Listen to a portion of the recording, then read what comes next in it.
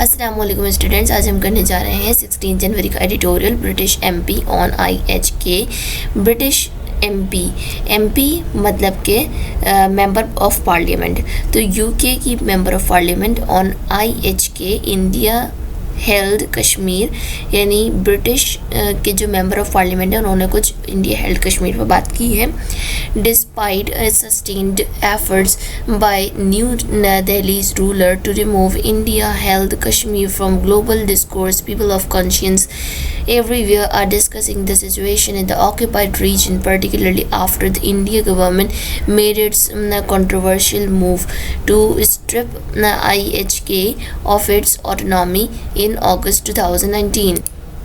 इसके बावजूद कि न्यू दिल्ली रूलर्स रिमूव करना चाह रहे हैं कि इंडिया हेल्ड कश्मीर पर दुनिया में कहीं पर भी बातचीत ना हो, इसके बावजूद जो लोग हैं कुछ जिनके यूँ कह लें कि ज़मीर ज़िंदा हैं, तो वो जो है इस ऑक्यूपाइड रीजन की जो के अंदर जो सिचुएशन क्रिएट हो रही है उसके ऊपर डिस्कशन करते हैं, यानी कश्मीर के ऊपर बातचीत करते हैं। और ख़ास तौर पे ये बातचीत तब से होने लगी है जब इंडिया ने अपनी एक कंट्रोवर्शियल स्टेप लिया, और ये कंट्रोवर्शियल स्टेप ये था कि इसने आईएचके की खुद मुख्तारी को ख़त्म करने की कोशिश की अगस्त 2019 में। तो ज़्यादा बातें उस वक्त बनने लगी, ज़्यादा बातचीत इस टॉपिक पर उस वक्त होने लगी। One of the most eloquent statement in defence of Kashmiri people of late has come from the UK, where Labour MP Sarah Owen made a strong speech to highlight IHK's plight in Westminster Hall. The lawmaker from Luton North raised arguments that demolish India's dubious claim of being the world's largest democracy, as Ms. Owen rightly pointed out. And the lockdown in occupied Kashmir is about control, while also mentioning disturbing reports of Kashmiri women and girls being raped. Eloquent का मतलब होता है fluent और persuasive in speaking और writing, clearly expressive। और इसके अलावा difficult word आया है प्लाइट। प्लाइट का मतलब होता है अ डेंजरस, डिफ़िकल्ट और अदरवाइज अनफॉर्चुनेट सिचुएशन। इसके अलावा कोई डिफ़िकल्ट नहीं आया है वर्ड। अब पैराग्राफ को समझते हैं। कह रहे हैं कि सबसे ज़्यादा जो क्लियर स्टेटमेंट थी, सबसे ज़्यादा जो अच्छा यानी कि एक अपना टॉपिक बयान करने की जो अच्छी स्पीच थी, जो सबसे स्ट्रॉन्ग स्पीच थी, वो एक मेंबर ऑफ पार्लियामेंट यूके की सारा ओवेन की थी। इनकी बहुत स्ट्रॉन्ग स्पीच थी जिसमें इन्होंने कश्मीरी लोगों के दिफा में बोला। और इसके अलावा जो लॉ मेकर है ल्यूटन नॉर्थ से, इन्होंने भी इस आर्ग्यूमेंट को राइज़ किया। और इस तरह से जो इंडिया की ड्यूबिस का मतलब होता है डाउटफुल, तो जो इंडिया की वर्ल्ड्स लार्जेस्ट डेमोक्रेसी यानी कहने की बात थी कि इंडिया जो है वो वर्ल्ड्स लार्जेस्ट डेमोक्रेटिक स्टेट है या यूं कह लें, तो वो उसका इमेज जो है डिमोलिश कर दिया है, ख़त्म कर दिया है। As miss Owen rightly pointed out, the lockdown in occupied Kashmir is about control, while also mentioning disturbing reports.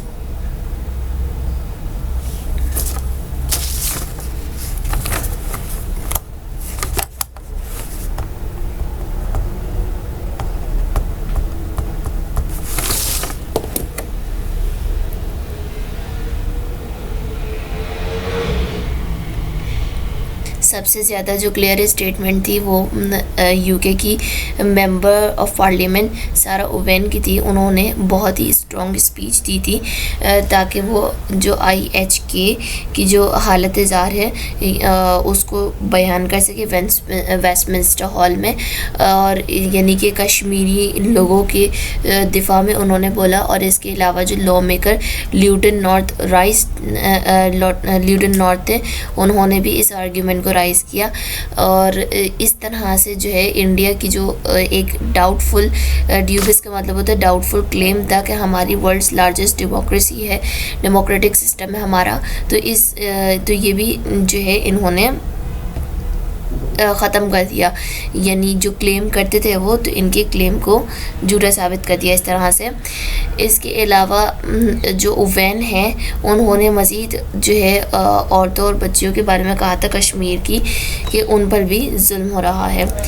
Questioning her own government, which often raises issues of women's rights, the MP asked if London's action matched the rhetoric with reference to held Kashmir, moreover discussing alleged mistreatment of Muslim Uyghurs in China's Xinjiang area, which the UK has criticized unambiguously. Ms. Owen asked her government if it would take a similar stance on Kashmir. यहाँ पे कुछ difficult words है, पहले वो बता देती हूँ, फिर ये बताती हूँ कि पैराग्राफ में क्या रहे हैं। रेटोरिक का मतलब होता है आर्ट ऑफ इफेक्टिव और परसुएसिव स्पीकिंग और राइटिंग। आम ज़बान में समझ लें कि ऐसी बात करना कि दूसरे बंदे को क़ायल कर सके, इसे रेटोरिक कहते हैं। इसके अलावा विगर, ये UI है लेकिन इसकी जो प्रोनाउंसिएशन होती है वो V होती है, विगर। तो ये इसके बारे में क्या है कि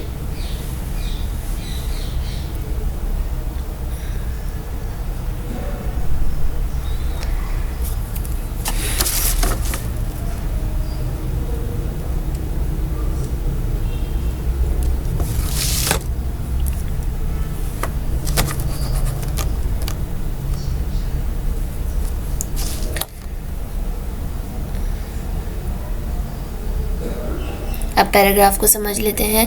कह रहे हैं कि जो ओवेन है उन्होंने अपनी जो लंदन है, ओवेन ने अपनी ही गवर्नमेंट से सवाल किया कि जिस तरह से पहले चाइना में जब मुस्लिम विगर्स पर के साथ बदसलूकी की जा रही थी तो जो है अनएम्बिग्यूअसली, यानी कि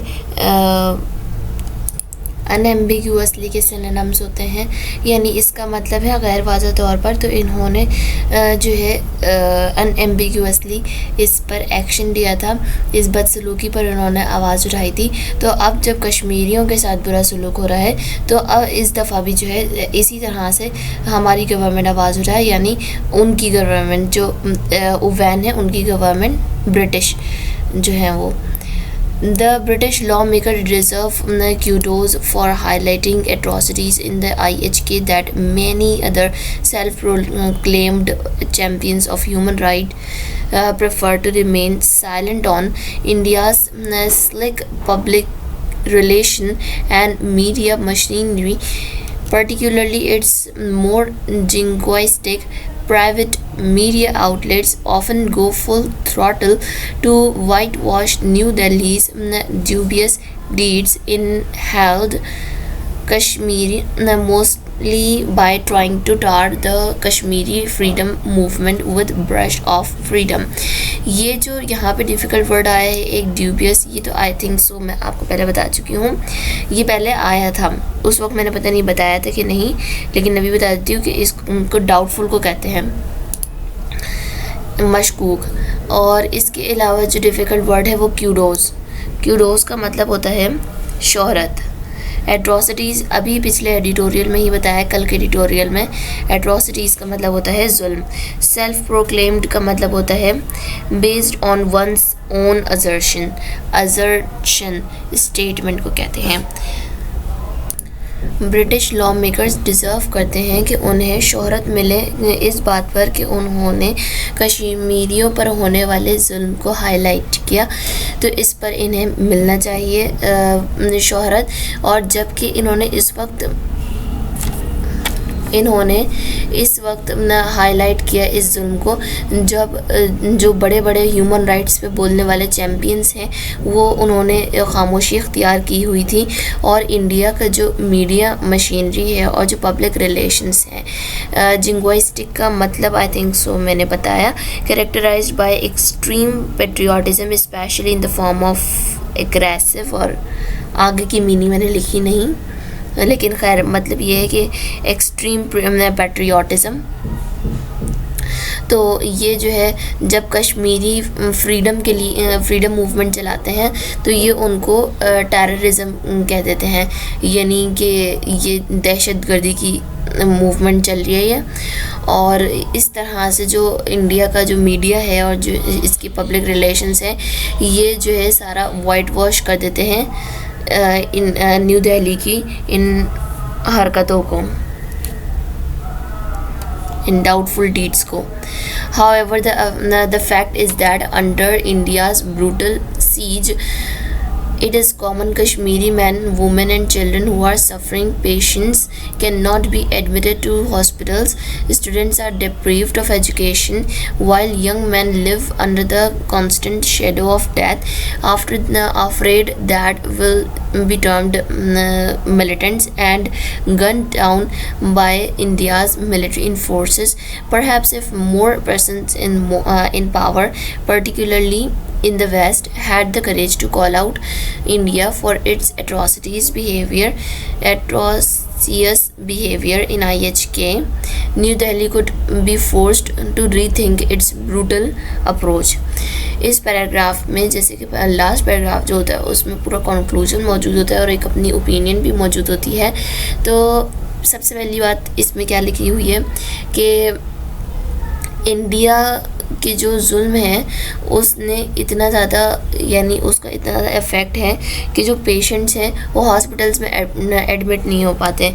इसके अलावा जो जवान हैं उनको ख़तरा लाहक रहता है कि उन्हें मिलिटेंट कह दिया जाएगा, और जो औरतें और बच्चियां हैं वो घर से बाहर नहीं निकल पाती हैं।